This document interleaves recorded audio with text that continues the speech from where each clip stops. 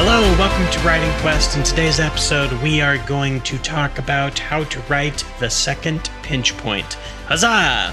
Okay, so we're writing the second pinch point. Let's talk about what it is for a second. The second pinch point comes right after, this is the beginning of Act 3, end of Act 2. So it's right after the post-midpoint action hero, and in the post-midpoint hero, that's where the protagonist builds a new plan and they start executing that plan, and they're no longer having as many fears, and they feel like they're on the right path. So the second pinch point happens after that. So the second pinch point is basically where you're ramping up the tension with the villain once again, similar to the first pinch point, but there's a few key differences. So here are 5 tips on how to write to the second pinch point.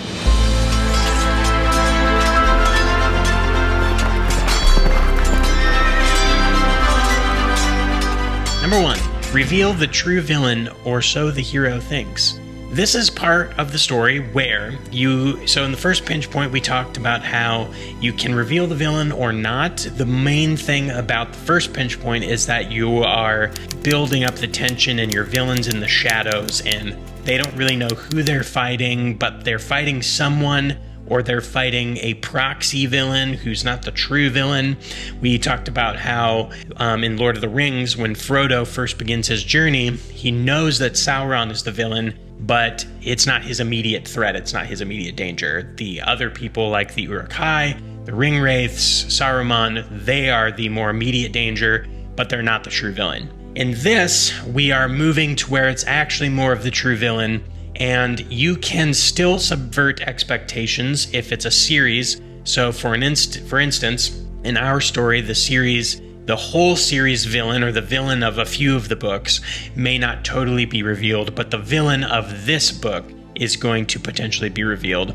When it's a standalone novel, I would suggest this is a great time to fully reveal your villain and fully reveal the danger. If it's a series, you can reveal the true villain of the story, or you can reveal the villain of this book, and because it's a series, you're going to have a lot more time to work on the villain. Again, going back to Lord of the Rings, or even Wheel of Time, for instance, they know who the true villain is the whole time, but they don't necessarily confront that villain. They confront proxy villains or, different threats that are more of an immediate problem.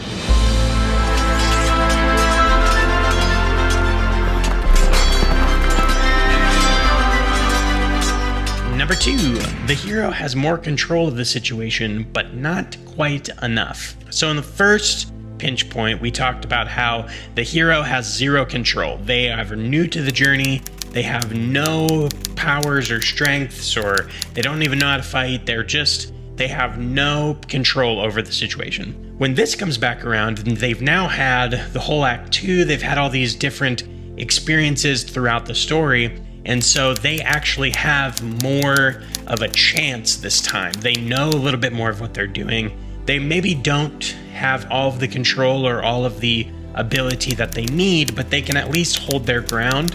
So they're eventually most likely going to lose still, because this is not the end of the story, but they aren't completely helpless. They actually have some skills. They know what they're doing.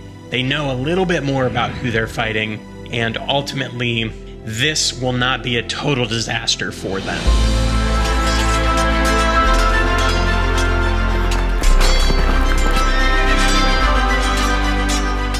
Number 3, the plan from the post-midpoint hero actually begins to work. Now, the plan that they created as in the post-midpoint is still not the right plan, and they're still going to fail, and it's still not necessarily based around what they need to be doing. But the plan is going to start to work because they're a little bit closer. They're a little bit more on the right track. And so meeting the villain, or whoever you're going to have them meet in this moment, isn't going to be a total coincidence, and it's actually going to be semi part of the plan, something they're actually trying to do. And what they have planned for actually begins to work. So it's not going to be the end-all, be-all of the story. Obviously, we have a lot more to Act 3 coming that is going to ultimately resolve everything in the story. But it's not completely hopeless once again, and they have more ability to make their plan happen, and their plan is a little bit more on the right track.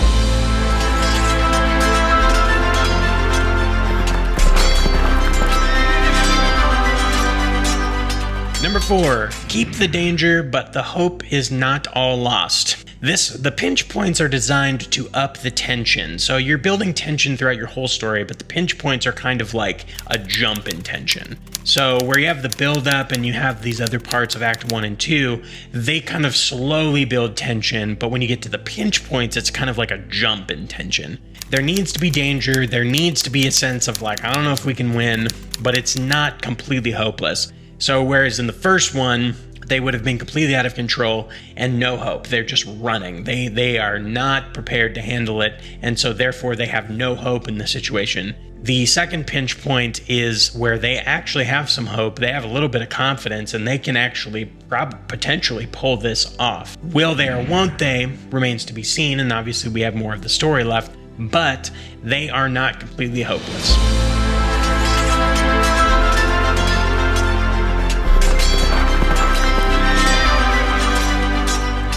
And number 5, set them up to win even if they lose in the moment.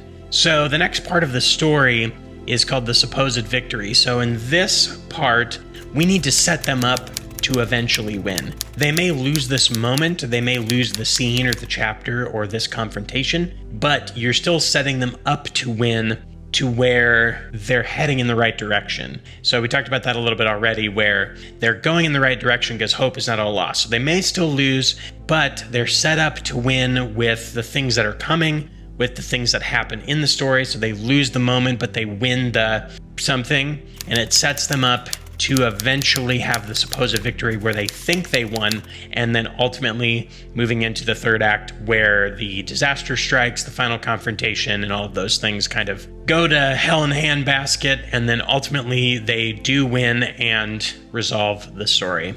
Thank you for watching this episode of Writing Quest. We are so glad you are here. Please like and comment on this video. Let's keep the conversation going. If you haven't already, please subscribe to the channel. We put out weekly vlogs talking about the progress of the novels and the progress of our projects.